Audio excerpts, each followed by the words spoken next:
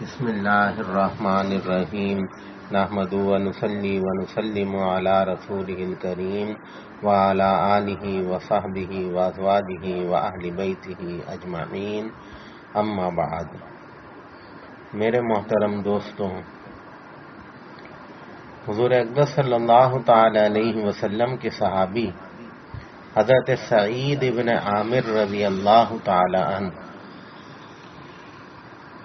یہ بڑے جلیل القدر صحابہ میں سے ہیں،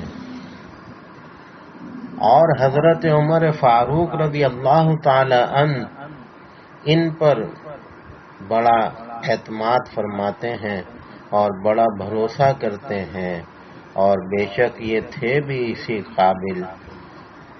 اور اسی وجہ سے جب حضرت عمر فاروق رضی اللہ تعالی عنہ کی خلافت کا زمانہ آیا تو آپ نے سعید ابن عامر رضی اللہ تعالی عنہ کو صوبے کا گورنر بنا دیا۔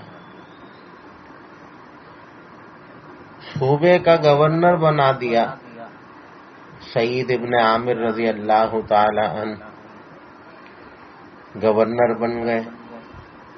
اب صوبے کے لوگ اپنے گورنر کے حالات کو بھی دیکھ رہے ہیں، ان کے معاملات کو، لائف اسٹائل کو بھی دیکھتے ہیں لوگ۔ تو کچھ دنوں کے بعد صوبے کے نامی گرامی لوگ جو تھے وہ حضرت عمر سے ملنے آئے اور حضرت عمر سے ملاقات کی۔ کہنے لگے، امیر المؤمنین، ہم نے اپنے علاقے کے غریب غربا اور مساکین کی، یعنی جتنے بھی ضرورت مند ہیں ہمارے علاقوں میں، ہم نے ان کی فہرست بنائی ہے، اور ہم یہ چاہتے ہیں کہ آپ سرکاری طور پر ان کے لیے کوئی امداد کا اعلان کریں، آپ ان کے لیے کوئی خصوصی توجہ دیں کہ ان کے حالات بہتر ہو جائیں۔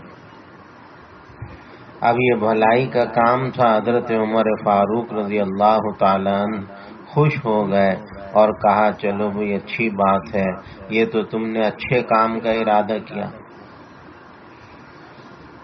ہوتا کوئی آج کا گورنر تو الٹا چار باتیں سنا کے کہتا، میں گورنر کیا غریبوں کے لیے بناؤں؟ آ گئے تم غریبوں کی فہرست بنا کے میرے پاس۔ ارے میں گورنر اپنی خدمت کے لیے بناؤں یا غریب غربا کی خدمت کے لیے؟ یہ تو ہمارے گورنر کہتے۔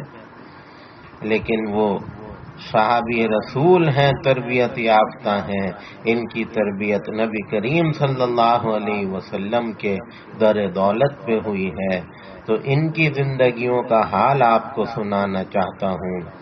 تو جب وہ فہرست حضرت عمر نے فرمایا، اچھا بھی لاؤ جو لسٹ لائے ہو غریب غربا کی، ذرا اس میں دکھاؤ، میں پڑھوں کون کون ہے۔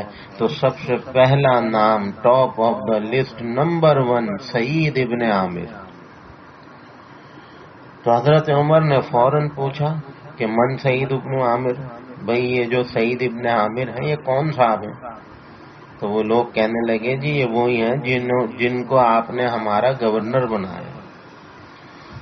حضرت عمر اچھل پڑے، کہنے لگے، کیا تمہارا گورنر؟ ارے تمہارا گورنر فقیر ہے، غریب ہے، غرباؤں میں سے ہے، وہ تو صوبے کا گورنر ہے۔ اب دیکھیں جو وقت آیا ہے ان کا جواب سنیں۔ کہنے لگے، امیر المومنین، اللہ کی قسم ہم نے یہ دیکھا ہے کتنے ہی دن ایسے گزر جاتے ہیں کہ ہمارے گورنر کے گھر میں چولہا نہیں جلتا۔ اوہو، اب معلوم ہوا کہ وہ زمانے تھے کہ جب عہدہ صرف غریب انسانوں کی خدمت کے لیے ملتا تھا، نہ کوئی پروٹوکول، نہ کوئی آسائشیں، نہ کوئی صاحب میڈیکل فری، نہ کوئی گھر، نہ پیٹرول فری، نہ گاڑیاں۔ یہ تو مزے آج ہوتے ہیں وزیروں کے، گورنروں کے۔ حضرت عمر فاروق کا زمانہ تو دیکھیے، گورنر ہیں صوبے کے، لیکن جب غریب غربا کی فہرست بنی تو نمبر 1 پہ نام گورنر کا آ رہا ہے۔ تو حضرت عمر رو پڑے کہ دیکھو اب بھی ایسے لوگ موجود ہیں کہ گورنر بننے کے بعد بھی ان کے لائف اسٹائل میں کوئی تبدیلی نہیں آئی، اب بھی وہی درویشی ہے۔ یہاں تک کہ داڑھی آنسوؤں سے تر ہو گئی، اور پھر فوراً 1000 دینار ایک تھیلی میں، 1000 دینار اس زمانے میں سونے کی اشرفیاں ہوتی تھیں، تو 1000 سونے کی اشرفیاں کوئی معمولی دولت ہے، وہ تھیلی میں ڈال کے کہا یہ لے جاؤ اور جا کر میرا سلام کہنا اپنے گورنر صاحب کو، کہنا بھائی امیر المومنین نے آپ کے لیے تحفہ بھیجا ہے، یہ ہدیہ ہے، یہ آپ کی تنخواہ نہیں ہے، یہ امداد نہیں ہے، زکوٰۃ خیرات نہیں ہے، یہ ایک دوست کی طرف سے دوسرے دوست کو ایک تحفہ ہے، گفٹ ہے، اب اس میں تو کوئی حرج نہیں ہے۔ خیر یہ وفد جب واپس لوٹا، آ کر سعید ابن عامر کے پاس بیٹھ گئے کہ جی ہم امیر المومنین سے ملنے گئے تھے، تو امیر المومنین نے ہمارے ہاتھ آپ کے لیے ایک تحفہ بھیجا ہے، گفٹ ہے، یہ لے لیجیے۔ اچھا بھائی لاؤ، یہ تو بڑی مبارک چیز ہے، عمر نے تحفہ بھیجا میرے لیے۔ اب جو تھیلی کھول کے دیکھی تو اشرفیاں چمک رہی سونے، تو دیکھیں زبان سے کیا نکلا، انا للہ و انا الیہ راجعون۔ اب بتائیے، بیوی اندر کام کر رہی تھی، وہ اندر سے پوچھ رہی ہیں شانو کا یا سعید اماتا امیر المومنین، اے سعید کیا ہو گیا، انا للہ پڑھ رہے ہو، کیا امیر المومنین کی وفات کی خبر آ گئی؟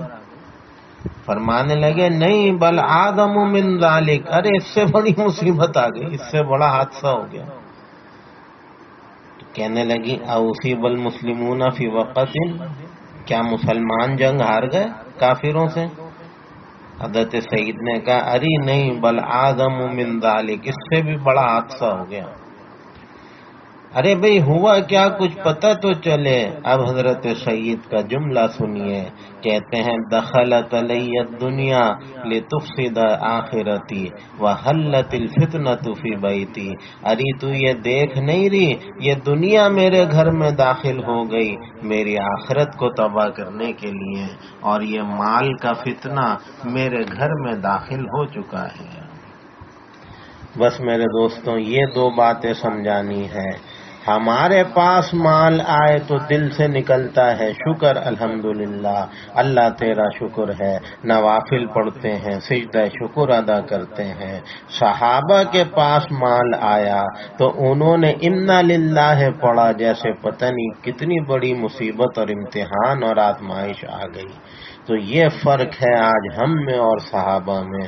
اللہ اس لیے ان سے پیار کرتے تھے، انہوں نے کیا کہا، بھئی یہ دنیا آ گئی میرے گھر میں، اب میری آخرت کی خیر نہیں، یعنی یہ دولت کی چمک دمک کہیں مجھے دنیا کی محبت میں گرفتار نہ کر دے، ایسا نہ ہو کہ میں تباہ و برباد ہو جاؤں۔ تو بیوی بھی اس دور کی سمجھدار تھی، آج کی ہوتی تو کہتی چلیں بڑا نیا شاپنگ مال کھلا ہے، ابھی سب برابر کرا دیتی ہوں آپ کو۔ نیک زمانے تھے، عورتیں بھی اچھی تھیں، کہنے لگیں پھر دیر کس بات کی ہے، جس اللہ نے دیا ہے اسی کی راہ میں لٹا دیتے ہیں۔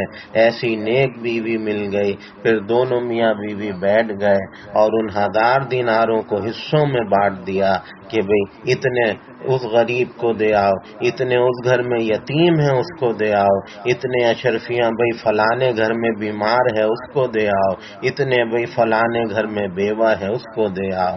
دونوں میاں بیوی نے مل کے کچھ ہی دیر میں 1000 کی 1000 اشرفیاں غریب غربا مساکین میں تقسیم کر دیں۔ یہ اصل میں وہ دور تھا، اور یہ وہ صحابہ تھے کہ جنہیں دولت کی ہوس نہ تھی، جنہیں عہدوں کی ہوس نہ تھی، جنہیں وزارتوں کی لالچ نہ تھی، انہوں نے اگر گورنری بھی کی ہے تو صرف لوگوں کی خدمت کے لیے، اور گورنری میں بھی انہوں نے لوگوں کو درویشی کر کے دکھائی ہے۔ تو صحابہ نہ عہدے صحابہ کو خرید سکے، نہ وزارتیں صحابہ کا ایمان خرید سکی، نہ کوئی دنیا کی دولت صحابہ کا ایمان خرید سکی۔ یہ ہمارے قیمتی ترین صحابہ تھے جن کے بارے میں آقا فرما گئے میرے صحابہ ہدایت کے جو ہے وہ ستارے ہیں، تم جس کی پیروی کرو گے کامیاب ہو جاؤ گے۔